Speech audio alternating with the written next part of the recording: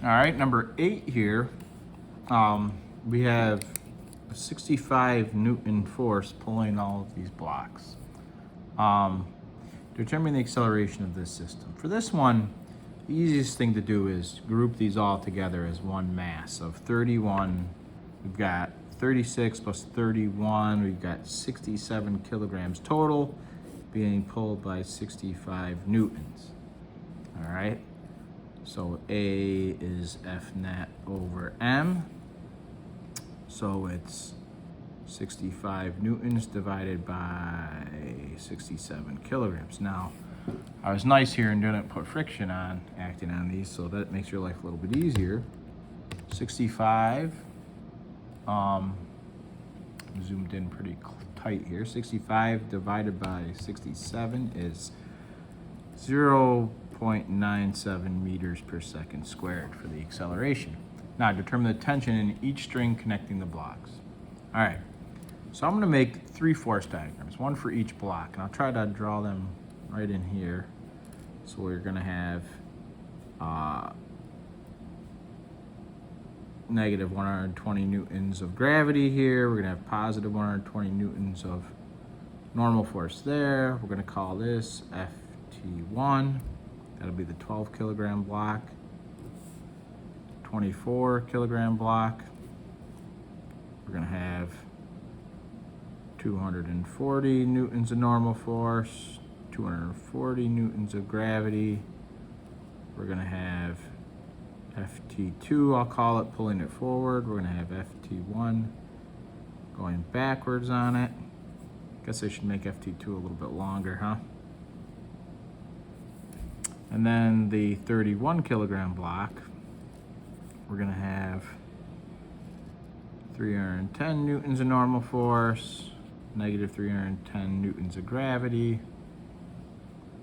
I'll make that one negative. We're gonna have the applied force of 65 newtons, and we're gonna have FT2 pulling it backwards. All right, so we know that each one of them has to accelerate this way, right? So I'm gonna put a little arrow below them all showing the direction of the acceleration. So the net force on each one of these in the x direction has to equal each one's individual mass times acceleration. They're all accelerating at the same rate, right? Because it's all sliding together. They're all accelerating at 0.97 meters per second squared. So FT1 equals MA. All right, and that's FT1. This is the sum of the forces in the x direction equals mass times acceleration in the x direction. Well, I'm just going to use 12 kilograms for that object times 0.97 meters per second squared. So look at that, FT1, tension in this first rope here, we're going to get immediately just by doing 12 times 0.97. That's going to be 12 newtons. 2 sig fig. So FT1, boom, 12 newtons, done. FT2, I can get over here. And then we'll see if it works out in the middle. So then I go over here. For this one, sum of the forces in the x equals MAX.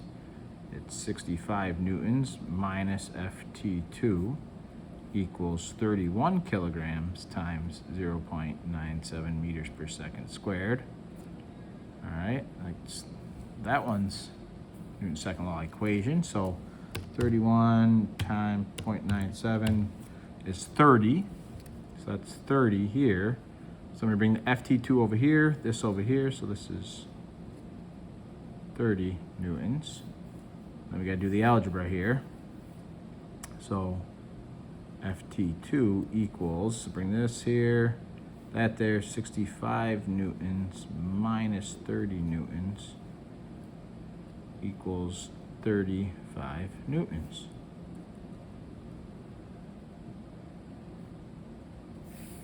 All right.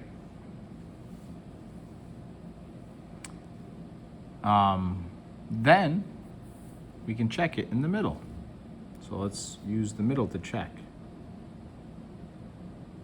So this is step 1. This is step 2. and this is the check in the middle. So FT2 minus FT1 has to equal MA. So FT2 is 35 newtons minus 12 newtons has to equal 24 kilograms times 0.97 meters per second squared. So if that checks out, then we're good.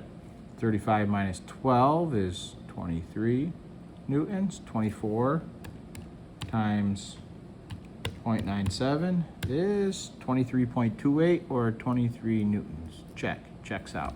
Good. All done. That's a nice one. It's a nice little one there. Great. Number 9.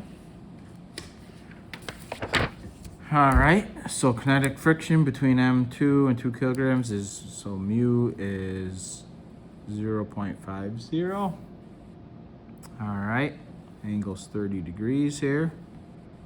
All right, so start with a couple force diagrams. M1 is 4 kilograms, so that's 40 newtons there. It's gonna have Fn. Better rotate my axis here. Should have drawn that first. It's gonna have Ft going up. There's no friction on the incline, so nothing else on that one. M2 is gonna have its Fn, it's gonna have its Fg, it's gonna have its Ft, and it's gonna have friction. All right. So I'm gonna not use the blob method here. I'm just gonna set up Newton's second law in each direction here and try to find the unknown variable here. So sum of the forces in the x direction has to equal max. I'm gonna have that one accelerate down, this one accelerate to the left.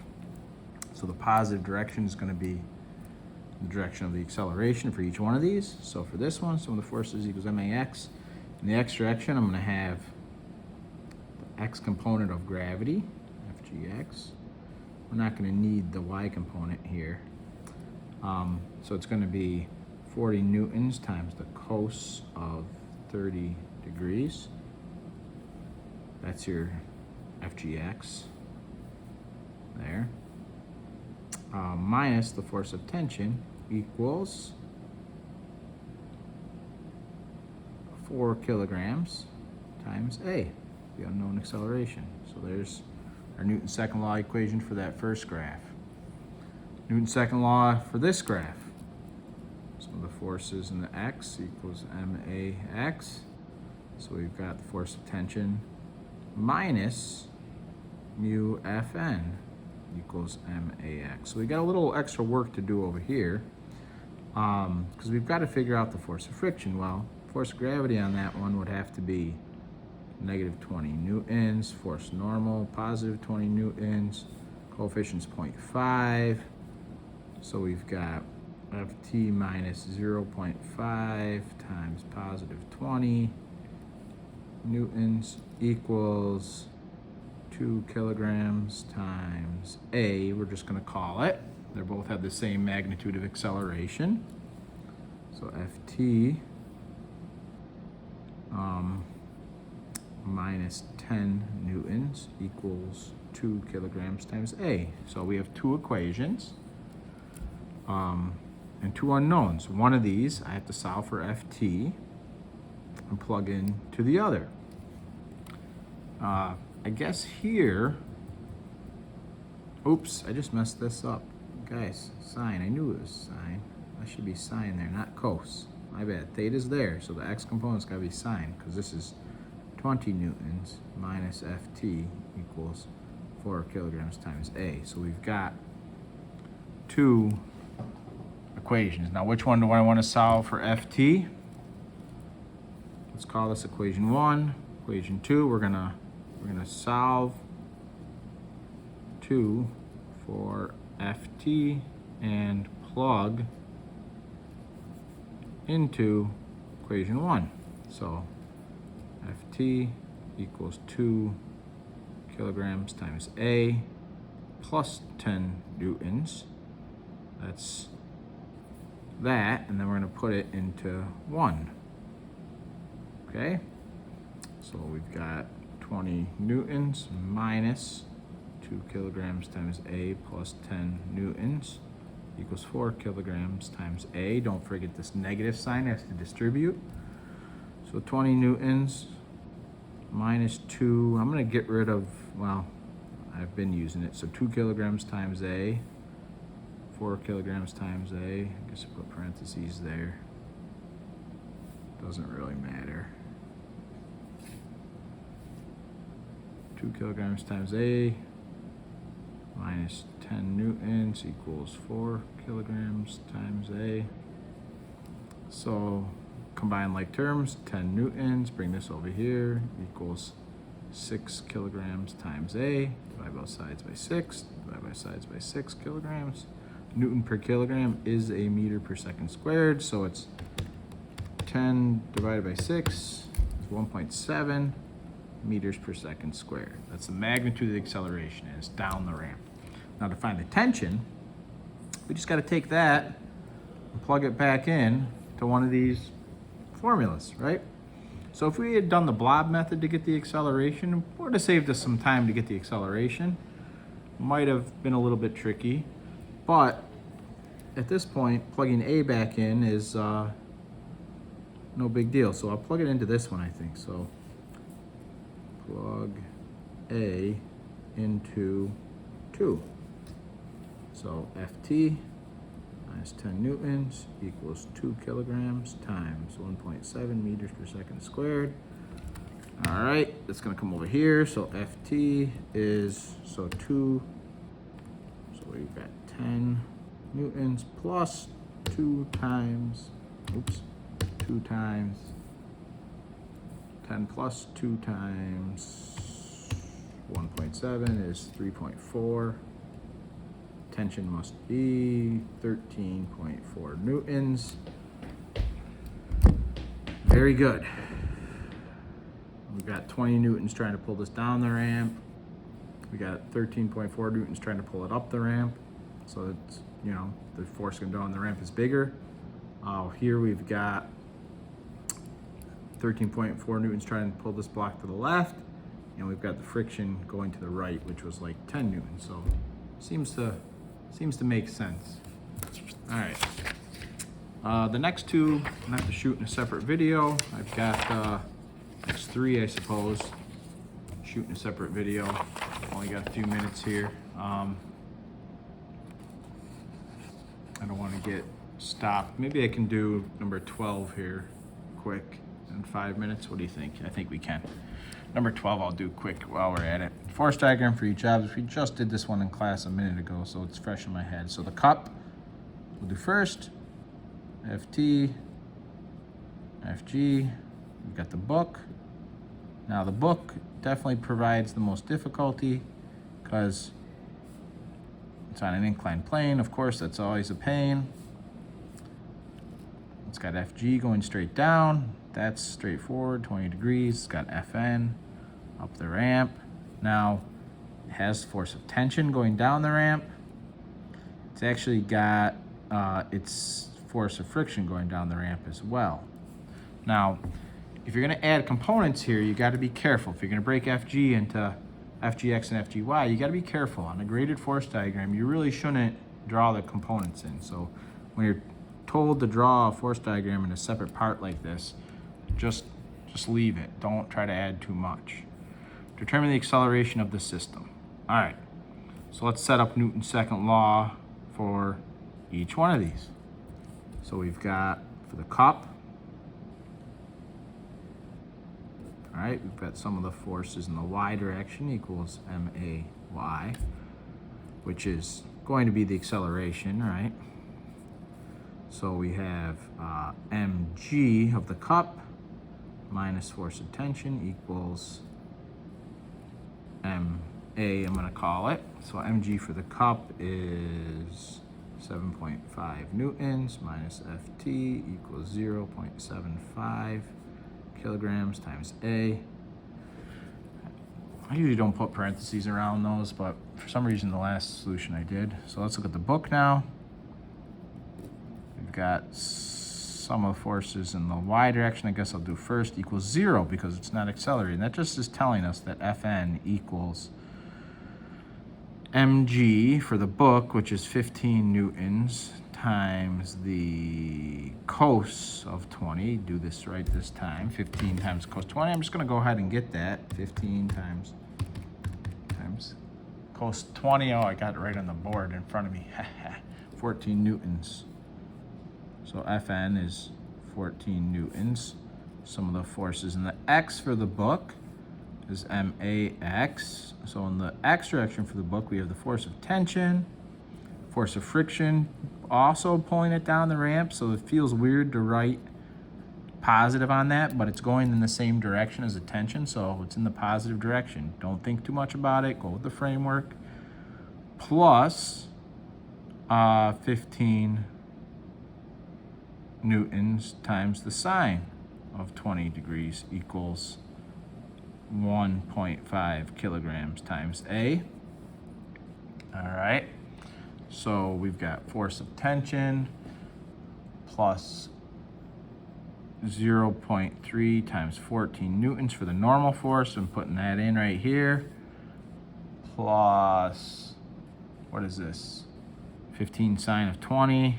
I'm just gonna write 15 newtons times the sine of 20 again, equals 1.5 kilograms times A. Get this together. Plug this into your calculator. It comes out to be 9.3. Those two things equals 1.5 kilograms times A. All right, so now we just gotta solve one of these for the force of tension and plug it into the other one. So totally depends which way you wanna do this. I guess I'll solve this one for tension. Ft equals 7.5 minus 0.75 A. I'm gonna ditch the units at this point. They just kind of start to get in the way. I'll call that equation 1, equation 2. Plug equation 1 into equation 2. All right, so I'm plugging 1 into 2 here. That's gonna go in for force of tension. So 7.5 minus 0.75 A plus 9.3 equals 1.5 A. It's just easier to drop the units at that point. So add 7.5 and 9.3, that's 16.8 equals 2.25 A. Divide both sides by 2.25, divide by 2.25. Boom, we get A equal to 7.5 meters per second squared. Something less than gravity, which I guess would make sense. I don't know. Determine the tension in the string connecting the book and cup. We just have to take A, plug A back into either one. I'll say number 1. So Ft equals 7.5 minus 0.75 times 7.5.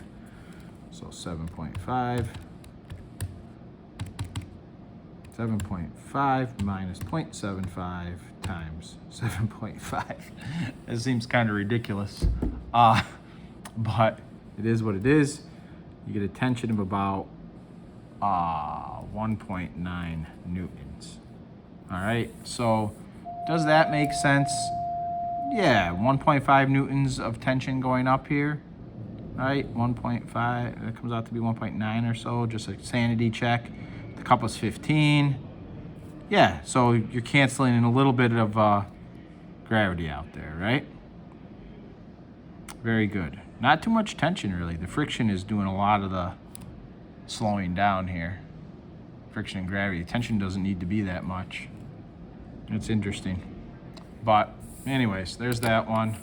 I'll do those last 2 problems. They're kind of similar anyways in the way they're set up in a separate video.